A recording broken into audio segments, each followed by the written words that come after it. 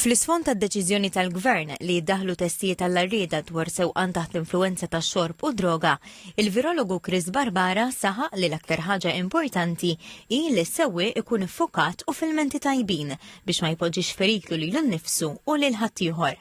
Ta' eżempju kif xi ħadd li jkun ħaġoint il-lejl ta' qabel jista' jirriżulta pożittiv fit-test l-għada minkejja li jkun qed isuq b'attenzjoni u f'kontroll sieħ tal-vettura. Ħaġa li rrid ngħid għax importanti li nifhmuha illi l-cannabis hija fat soluble, jiġifieri din tinħall fix-xaħam tal-ġisem tagħna. Allura il-livelli li se ssib wara jistgħu jibqgħu hemmhekk għal żmien twil. U pereżempju bniedem li jkollu ammont ta' xaħam iktar minn ħaddieħor se tibqa' ssib il-livelli tiegħu iktar għolin.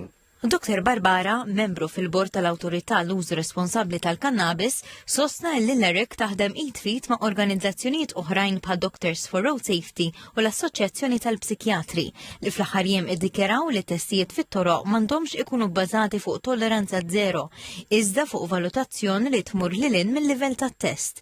Fil-fatt, Dr. Barbara enfasizza li l-liġi għandha tirrikonoxxi din id-differenza bħalma jiġri fil-każ tal-alkoħol fejn hemm limitu legali stabilit u mhux projbizzjoni assoluta. Il-pulizija se jkollhom cut-off, tajjeb, hemmhekk huwa importanti bħala evidenza biex dak li jkun tista' tieħu passi legali kontri.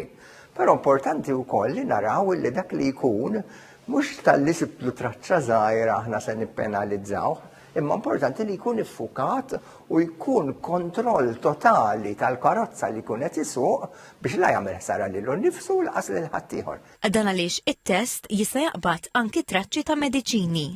Issa jkollok mediċini illi jiena tabib tajtek xi mistura tas-sola illi tista' tinqabbad fit-test, però anke jekk din tħeddlek u anke jekk mhux qed nittestjaw għaliha, jekk ma tħossokx fil-menti tajbin u totalment iffukat biex issuq, allura m'għandekx issuq. Spjega li l-ERIC tinsisti fuq l-użu responsabbli kemm tal-kannabis u anki tas-sewqan u tajċar li jekk persuna tieħu mediċina jew sustanza li tħeddilha għandha tkun responsabbli u ma ssuqx għaliex fl-aħħar mill-aħħar it-testijiet huma għodda imma responsabbiltà tibqa' fidejn kull individwu.